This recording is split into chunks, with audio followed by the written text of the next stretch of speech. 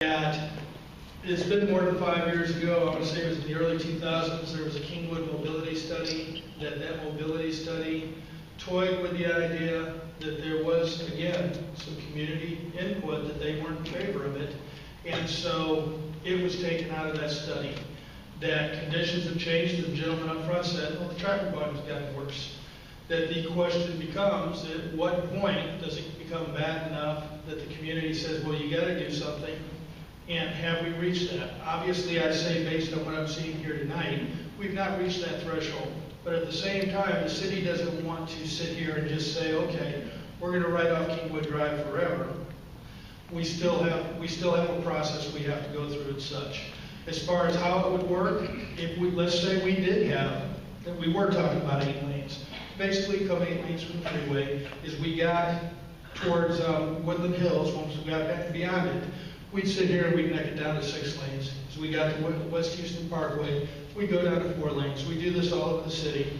That in a lot of cases, we'd sit here and take some lanes, turn them into turn lanes and that type of thing, and notify people as they're approaching it. But there are treatments you can do that. However, there's not a plan on the books today.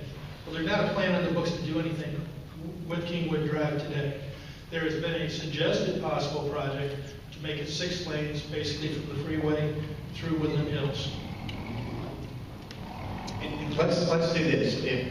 I know a lot of people are here for this exact subject. We have a number of other things on the agenda I think you'd be interested in. One is we're going to talk a little bit about a proposed housing project, development project that's in the that we have to vote on tomorrow.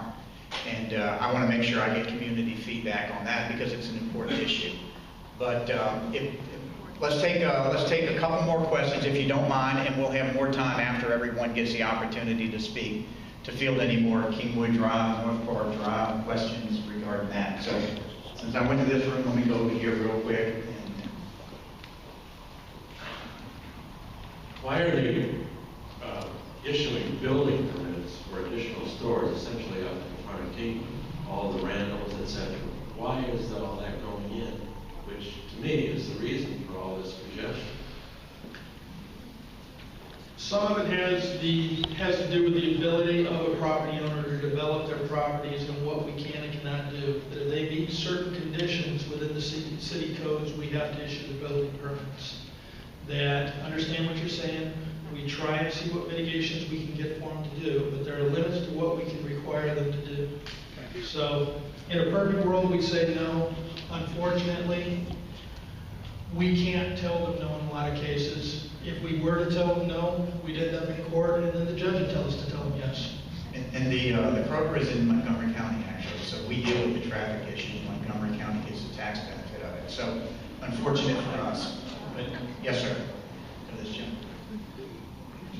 There comes a point in time to where the cost is going to, of maintaining those roads, is going to surpass expanding the roads. Now, I'm not saying I'm for expansion or maintaining and whatnot, but there's got to be a point in time that if we can keep the 2 lanes going out and 2 lanes coming in, to maintain those roads with the 60 pounds of other stuff, I would say, in the bag, when are we going to reach that limit to where we're going to spend more money maintaining the 2 lanes than it would be to fix the problem?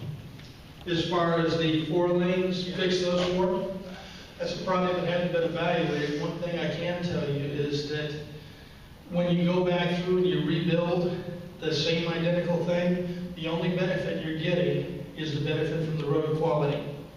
That project is one that I'm sure we will be looking at in future pre-engineering portions, but I can tell you, I guarantee you the benefit score won't be the same.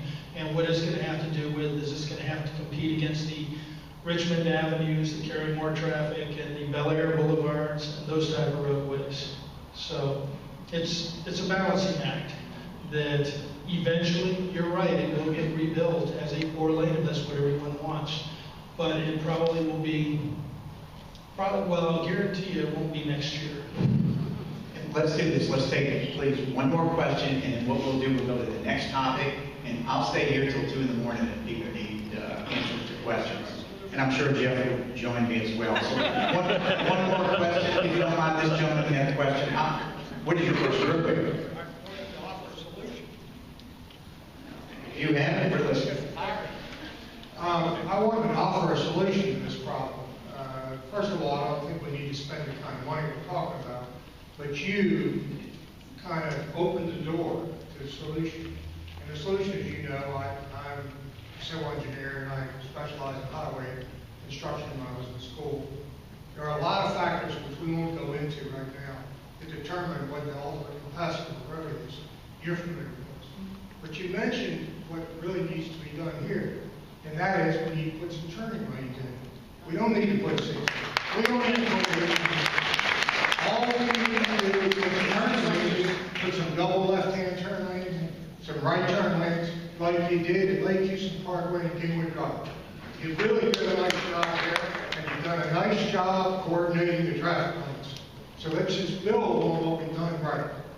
Well, in response to that, where we will look at turn lanes and such, it's not going to fix the entire problem through the entire corridor. I'll tell you that the only thing that is going to fix, barring widening the road, that will fix 494 at Kingwood Drive is some type of an alternative intersection. That if we haven't got more lanes, you're going to have to basically take one up or one or the other up and over. Well, exactly. So, I mean, that we all know what the railroad crossing does to us a couple of times a day as well. That if we wanted to have an impact on that intersection with the number of lanes we have out there today, the thing would probably be to start back, probably actually beyond Royal Forest, and go up over both the railroad tracks and 494 and then touch back down. Now, again, that's a potential project. It's not been evaluated. If that's something the community is interested, it can go into that group of projects to be evaluated. My question, okay, thank you very much. If you put that in mind here, we're going to have time for more questions, but Jeff is very helpful for us. He's a very strong advocate for what we do in Kingwood. There's never been a moment where I didn't go to Jeff where I didn't get clear and succinct answers to my questions.